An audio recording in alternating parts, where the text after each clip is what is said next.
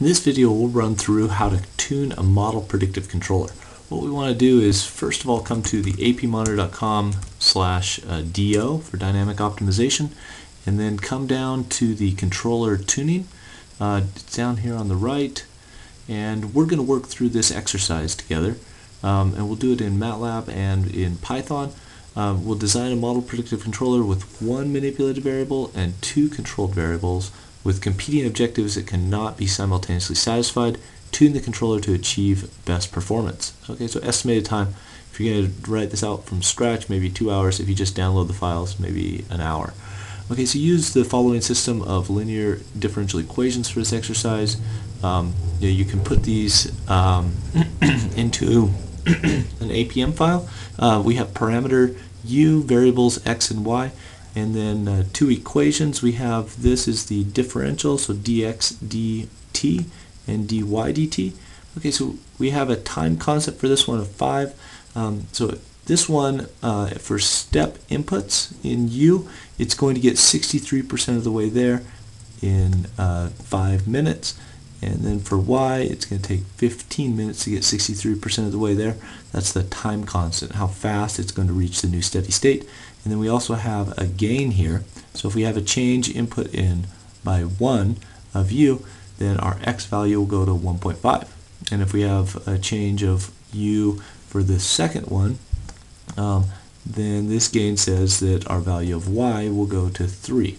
Okay, so this one is more responsive. Y is more responsive to u than x, but x is faster.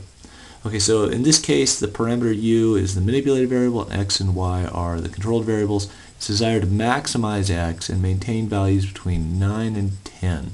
Okay, so that's the objective for x. And it's desired to maintain values of y between 2 and 7. So for the first 10 minutes, the priority is to maintain the range for y, and following this time period is desired to track the range for x. Okay, so changing objectives there. Tune the controller to meet these objectives while minimizing MB movement. Okay, so if you want to, you can just come right here and download the MPC tuning solution, or you can develop these files with me as I go through this video. Okay, so the first thing we want to do is go ahead and just create a model file. Okay, so I'm going to create a new model, and I will just put in parameters, and I'll put u. If you save it as an APM file, okay, so this is my model.apm. Okay, then it'll do syntax highlighting for you, and if you have that downloaded for Notepad++ or gedit, I'll put in x and y, and then my equations, which I'll just go ahead and repeat those, and so you can also copy those in from the web page. Okay, so negative y plus 3.0 times u. Okay, so there's my model. It defines the relationship between the input u and the two outputs x and y. Okay, now I want to come over to Excel and just build a data file. Now I'm going to put in, first of all, a time column, and I'm going to go just in increments of about 0.5. I can put whatever I want here. I just did the first the first one right here. I did is 0.2.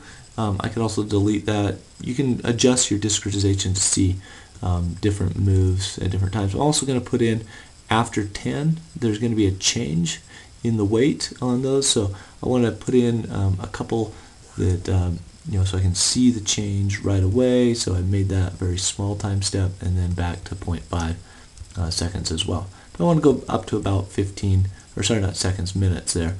But about up to 15 minutes for my simulation time.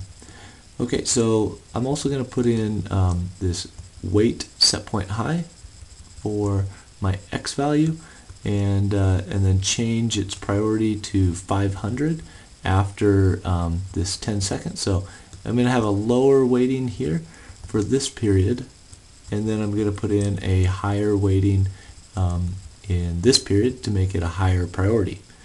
Okay, so that's a weighting on my set point high.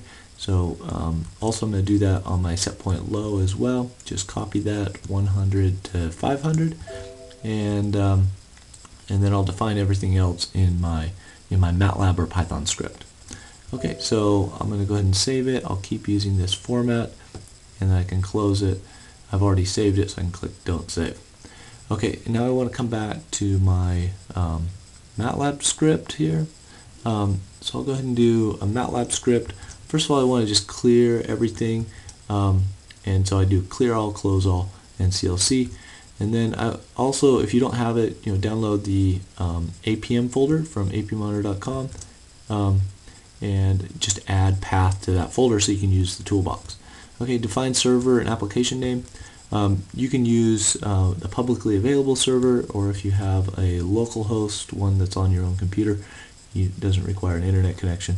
I'm going to use the one that's on my local computer, but in the scripts that you'll download, you'll see that this is deleted, so you can just use the public server right here. Okay, then I'm going to just name my application. I'll just call it Tune. I want to clear any prior application with that name, so I'll do a clear all. I'll load my model file. In this case, I just changed my name of my APM file. You may have my model.apm there instead. And then my data file, you can name that anything you want. It just needs to be a comma separated value file that can read in the different time points and the different parameter values that change at different times.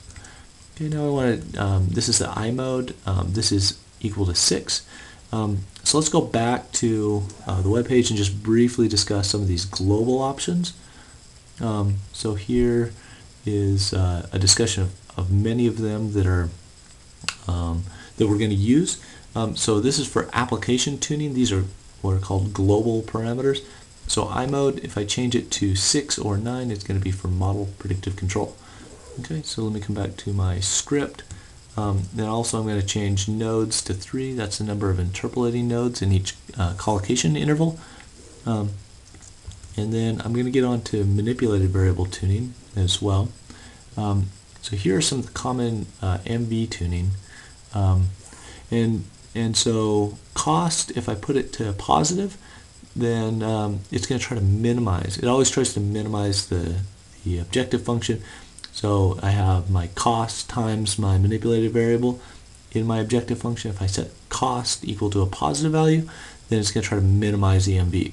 Okay, let's say you have, for example, manipulated variable is fuel to an engine. You may want to try to minimize that while maintaining all of your other control objectives. Okay, so decost.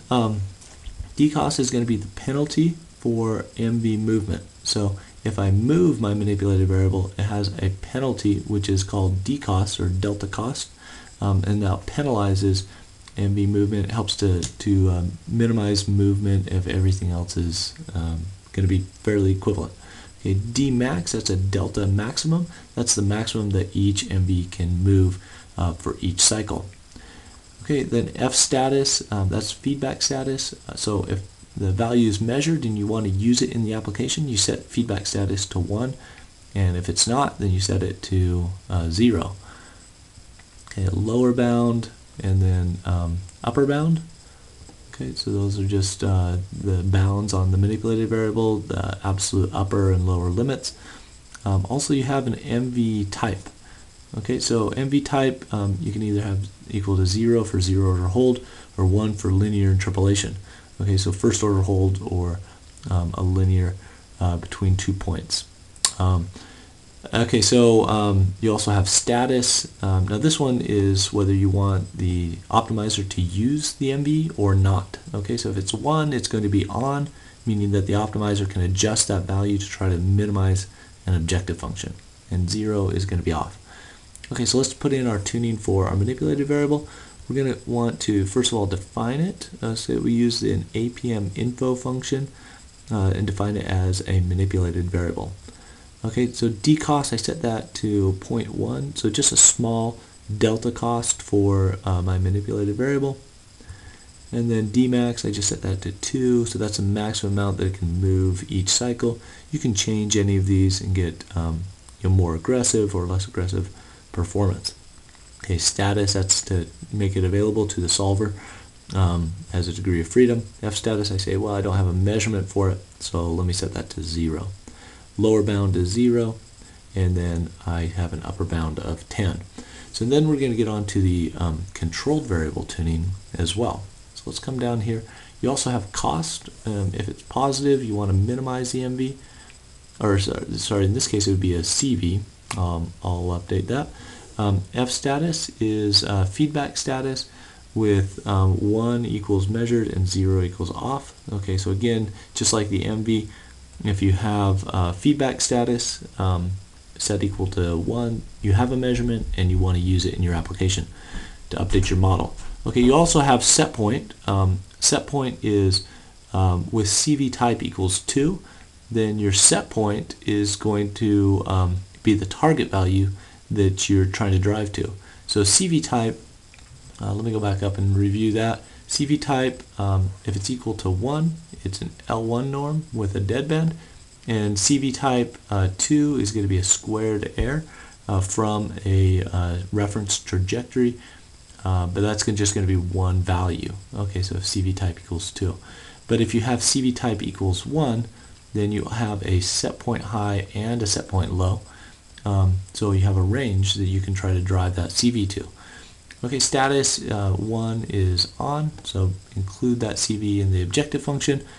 Tau is how fast you're going to try to get to the new set point high and low.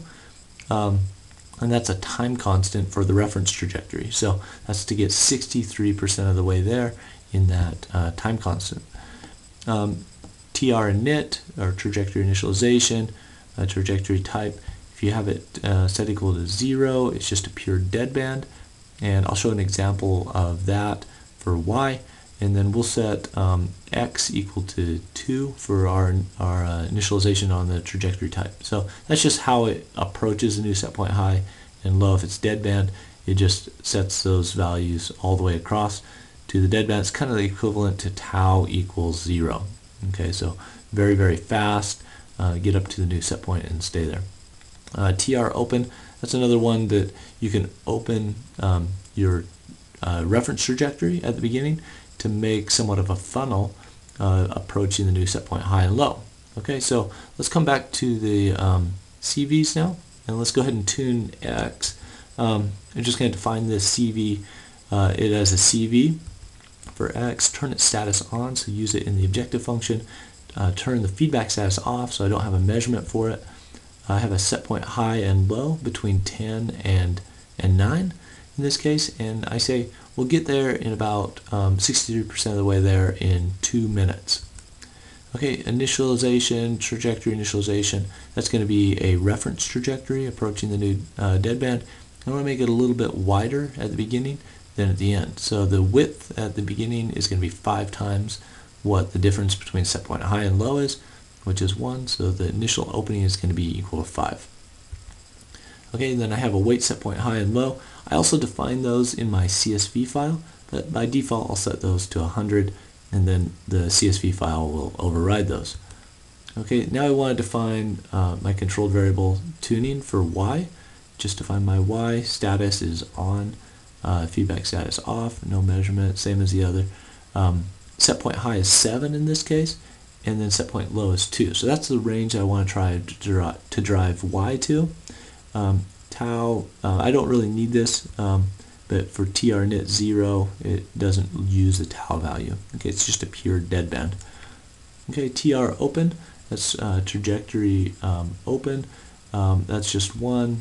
Okay, weight set point high is 200, and weight set point low, I set that to 50. So it's more important to not violate that Y set point for the high value versus the low. Okay, so I'll solve it now and just retrieve my solution. So I'm going to have my solver output displayed, and then retrieve my solution with APM _ SOL. And then I'm just going to take the .x element of the structure and put that into Z so I can plot it. Okay, I also want to open up a web viewer. We can see a lot of the other options that are available for the application here on the web viewer as well. Then I want to plot my solution. So I have figure 1. I have a subplot for the U value.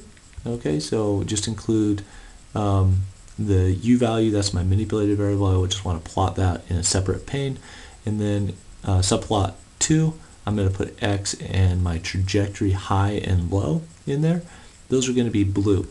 and then I'm going to have y in there as well as red, and then also its trajectory high and low, so I can see what it's trying to drive to. Okay, and then that's it. Okay, so this is the MATLAB script. Let me just go through the Python one as well. I'll kind of fly through this one. Same thing, download the package from AP Monitor, define your server, application name, clear the application. Now you'll see that this is very similar to the MATLAB script as well. So let me just put this next to the MATLAB script.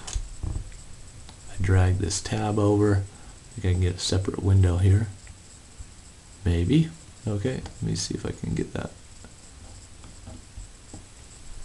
Okay, it isn't wanting to do that. Okay, I cannot get that to open up a separate one. Okay, normally I can. So I'm going to load my model and my data file. Then I'm going to set iMode to 6, dynamic optimization nodes 3. Here's my MV tuning, and then my controlled variable tuning for X, and then also my controlled variable tuning for Y. I'll solve and retrieve the solution, and then I'll open up a web viewer and I'll plot the solution. This time I have to use matplotlib. The syntax is going to be very similar to the to the MATLAB one that I just defined. Okay, and the final thing I need to do that's different from MATLAB is show the plot at the end. Okay, so now what I want to do is come in here and I'll just open it up with this one. I'll open up with IDLE and I'll run it with F5. This is the Python solution. Okay, so it's going to solve this optimization problem, and then I'll also open it up with MATLAB as well. So let me just see if this is running here. Okay, so we have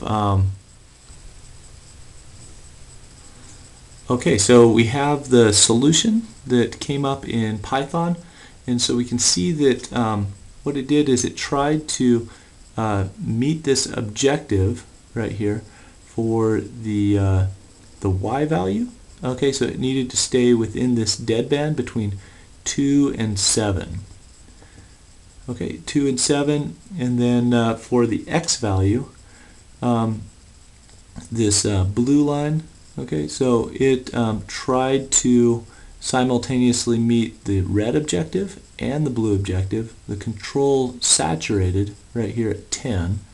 Okay, and then it then at 10 it then tried to come up here and meet the objective for the x value. Okay, so let's just modify this just a little bit. You also have the web interface that opened up, and this one you can see a number of these attributes. You can change any of them that are in orange or green. You can change those through the web interface. Okay, so for example, cost, we can change that one. If you put your mouse over it, it'll pop up with a little hint there on how to, what those do. Okay, so let's just come back in here to the controller, and one of the things that we want to do is to try to maximize the value of x.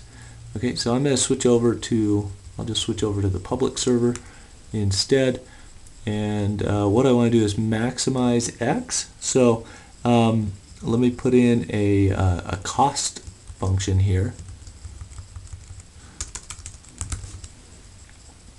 Okay, and then I'll put in a negative 1 for cost. Okay, and then so I think that was the only thing that we needed to change, and then let me run it one more time. Okay, so it should give you the same results in MATLAB as well.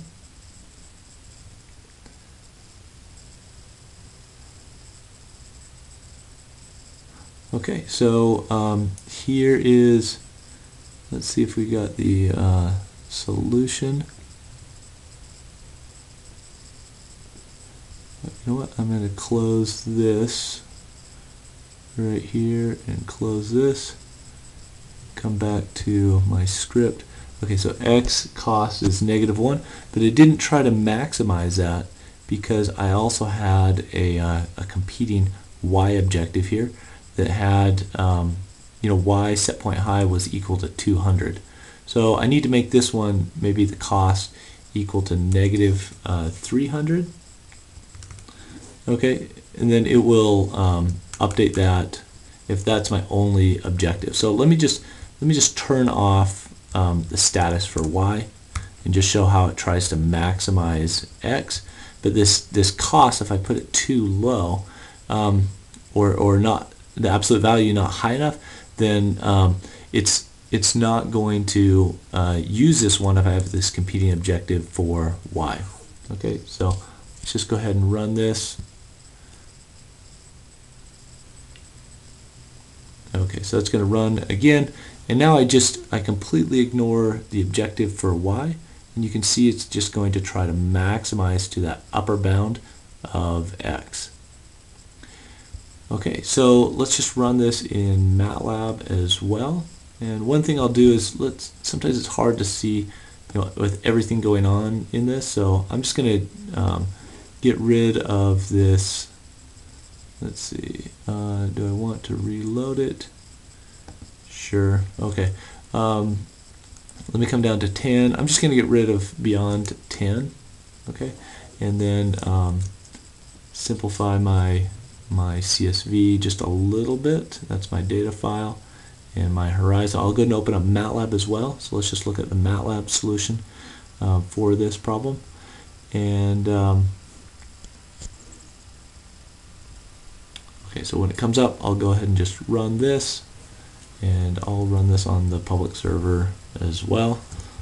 Okay, and run, and then this should be the same solution that we saw before. This will just be the MATLAB solution, and you can see that here we had two competing objectives. We had, it's trying to reach this zone right here, which is 0 error, because it's between this upper and lower limit and this upper and lower limit, but it can't do it as fast. So let's open up Dmax just a little bit. Maybe we were just a little bit too restrictive on that delta maximum.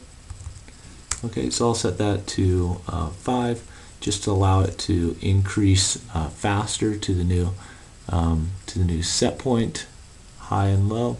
So we run it again, and then it should stay within that blue region.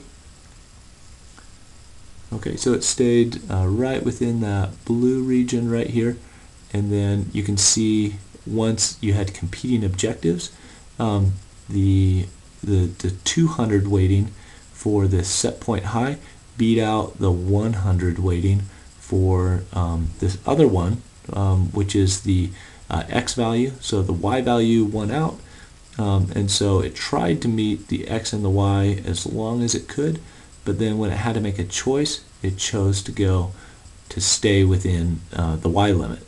Okay, and so there's the manipulated variable movement.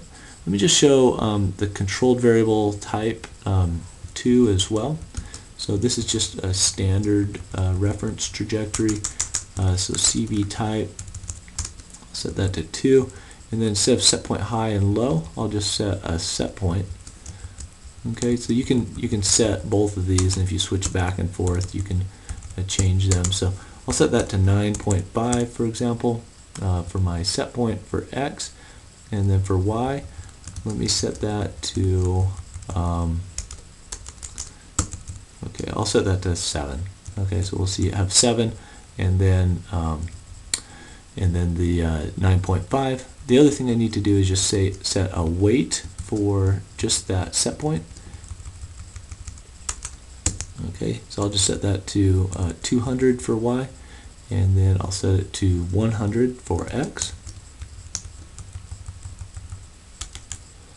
Okay, so it doesn't really use these two, the weight set point high and low, anymore. It's just going to go off of the weight set point and the set point. Okay, so we're going to see with the squared error that it's going to have to compromise between the two. Versus the L1 norm, it didn't. Okay, let's see what I had here.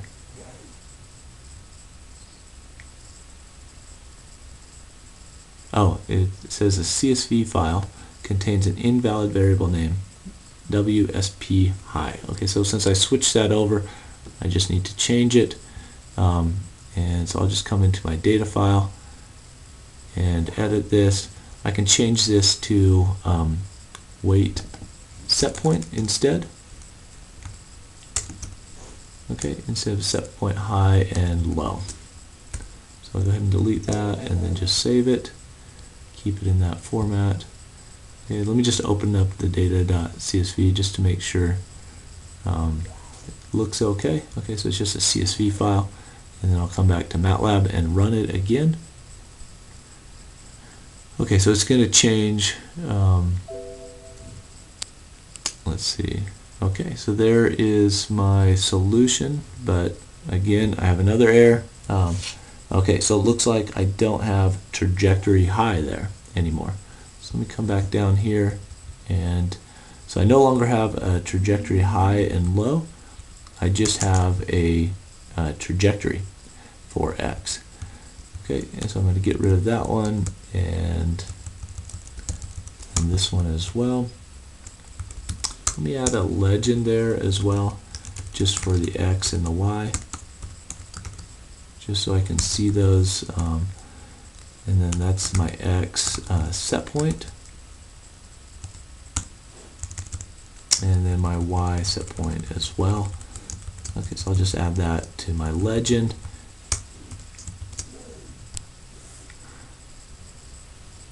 Okay, so it's going to run, and hopefully no more errors. Okay, so there is the, you can see that it tried to compromise now. It didn't meet either of them, but it tried to drive it to a value that would minimize the overall objective. So it tried to get X as close as it could to 9.5, but with weighting 100, and then the Y value as close as it could to this target, but with weighting 200. Okay, so this was overall the dynamic optimization for that. And you can see with the squared error, it's harder to prioritize different objectives versus with the L1 norm, you can explicitly say this is my highest priority and this is my next highest priority, and so on down the line.